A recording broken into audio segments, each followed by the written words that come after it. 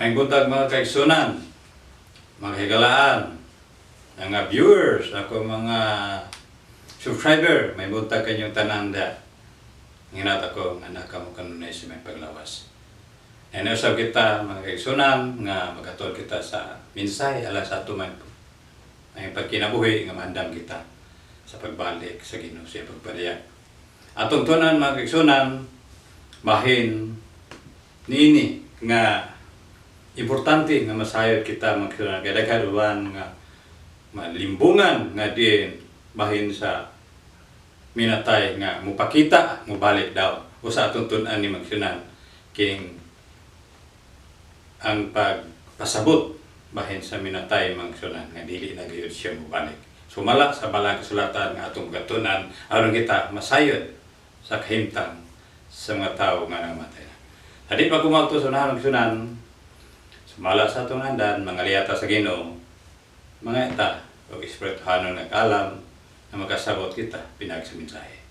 Ato inuko, atong mga ulo, aron sa pag-ampo, mga kaigsunan. Labing gamahanan na mga Diyos amahan, ikaw ang Diyos ni Abraham, Diyos ni Isaac, o Diyos ni Jacob. Ikaw ang buhi ng Diyos ni Agaran. Ginoo, nining kabuntagon, mudaol sa kami kanimo, magatuod kami sa balan mga pulong, bahin sa sitwasyon sa tao nga may pahulay na nga namatay. Among tun-an Ginoo nga din masabtan namo Ginoo. Nga din maandam kami sa Ginoo. Yan po na ko Ginoo ako mga viewers, mga subscriber, uban pa mga kagalaan, mga kaparintihan.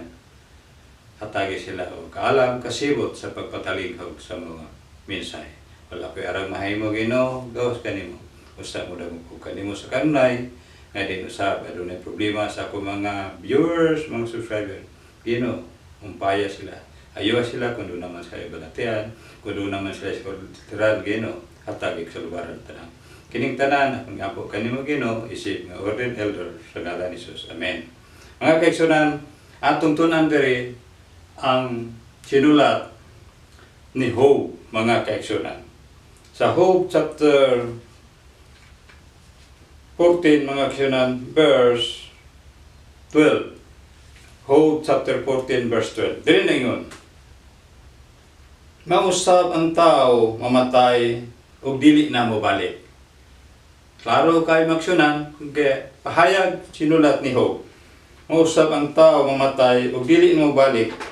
Hantod nga mawala ang kalangitan, sila dili na mahigmata. Dili na usab sila mapukaw sa ilang pagkatulog, mga kaigsunan. Dili na yun mubalik magsunan. Atong sigundahan magsunan sa sulat gyapon ni Job. Iyang ipasabot mga kaigsunan bahe sa mga tao nga nipahulay na nangamatay na. Dire sa Job chapter 7 verse 9 10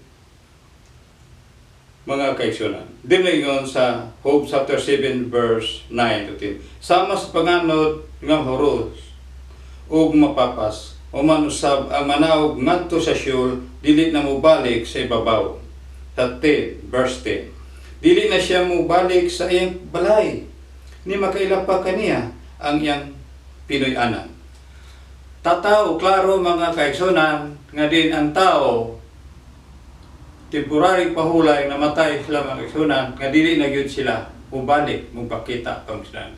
Usa ka eksperyensya magsunan nga isip nga ordained elder nga din dunay mo hangyo mo request sa funeral services mga kaigsunan. Sa di pa ka mo muminsahe magsunan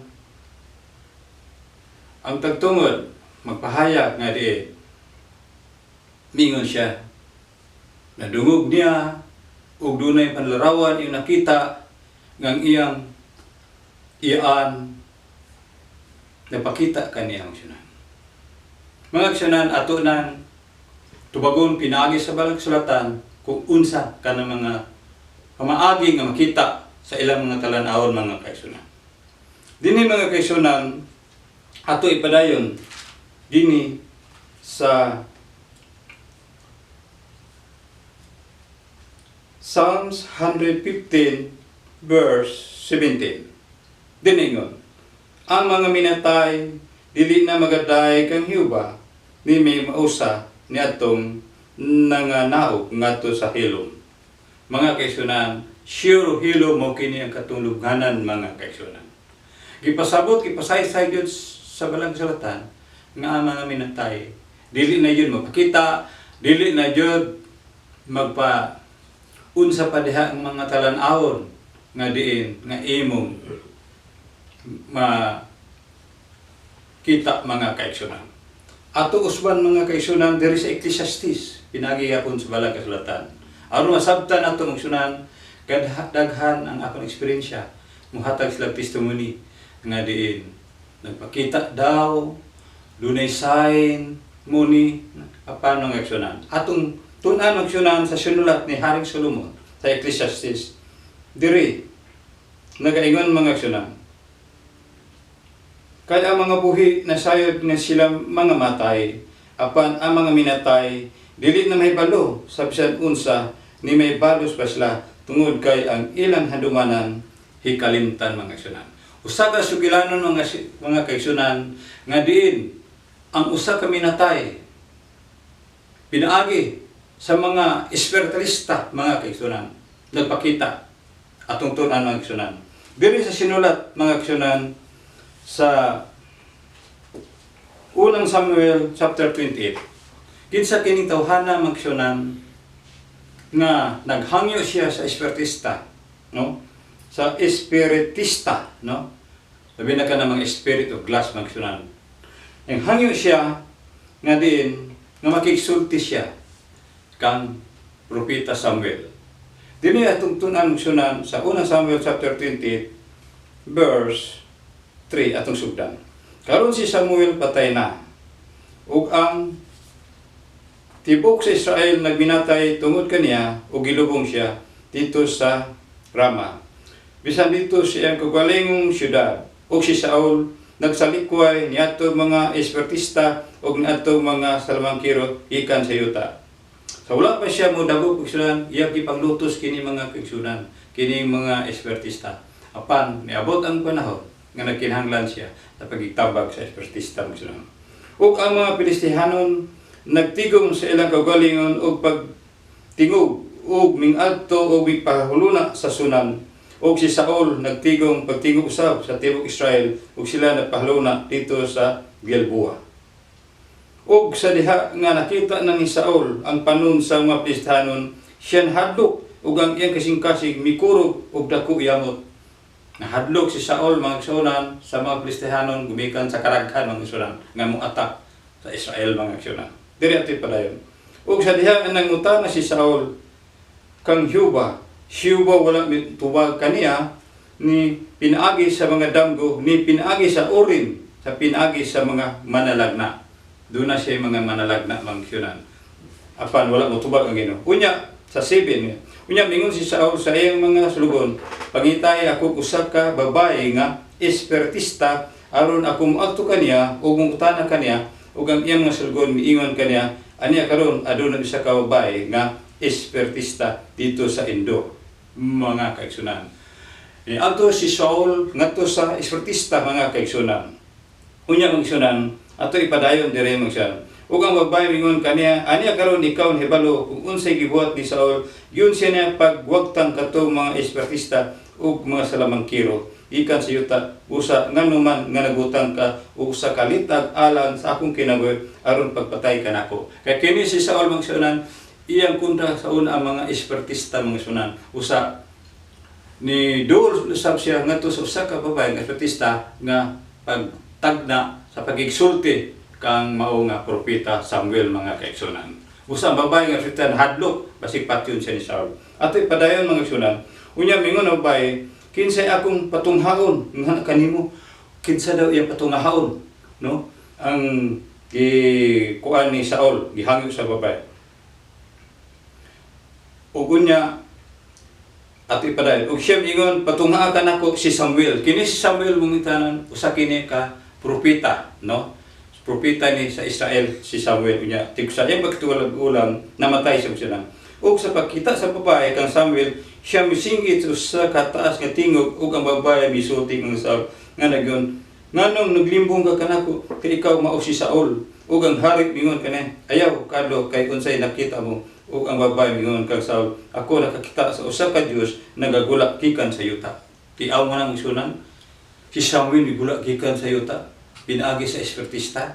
Niini magsunan, anay mga pamaagi, mga igsunan, ang mga katawhan sa una, malimbungan mga igsunan, gumikan sa mga espiritista magsunan. Usa na ingon sa Deuteronomy chapter 18 verse 10 mga kaigsunan diri nagaingon.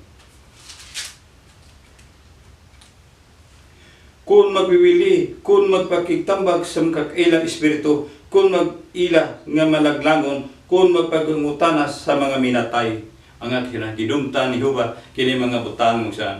Usa, niling kigayunan mong saan, sa atong baton, ang minatay, dili na siya yun, mubalik mga aksyonan sa panimalay. Dili na siya magpakita mong saan, gani si Haring David sa iyang pagkamatay, antod karon apa sa luganan, wala siya magpakita. Usa, nagingon diri, sa Job chapter 14 verse 12, mausap ang tao mamatay ug dili na mobalik hangtod mawala ang kalangitan. Si dili na maghimata, dili usab mapukaw ang ila pagkatulog. Hinautong ta magsunan, nasabtan na to ang kahimtang sa tao nga namatay, nga dili na gyud siya mobalik. Gawas moadto ka sa mga espiritista, mga mapigtambag sa mga babae, mga lalaki, mga aduna sila mga power sa iya sa dili sa iya sa Ginoo. Makahimo sila na mga spirit ug glass ug apan sumala sa Biblia ang minatay dili na gyud magbalik, dili na gyud magpakita, sumala sa balang sultan. Hinaut ta ning kabutagon atong nasayran sa atong kinabuhi nga dili kita malingla sa mga tao nga niana mga butana kay gidumtan sa Ginoo ang mga espiritista. May mutag kaniung tanan, kinatuta ang Ginoo magpanalangin ka nato, masabtan nato ang mga mensahe nga diin aduna kita kasiguruhan mandam kay baluan binagi sa balang sulatan. Ang Dios magpanalangin ka natong tanan. God bless you. Kaninyong tanan.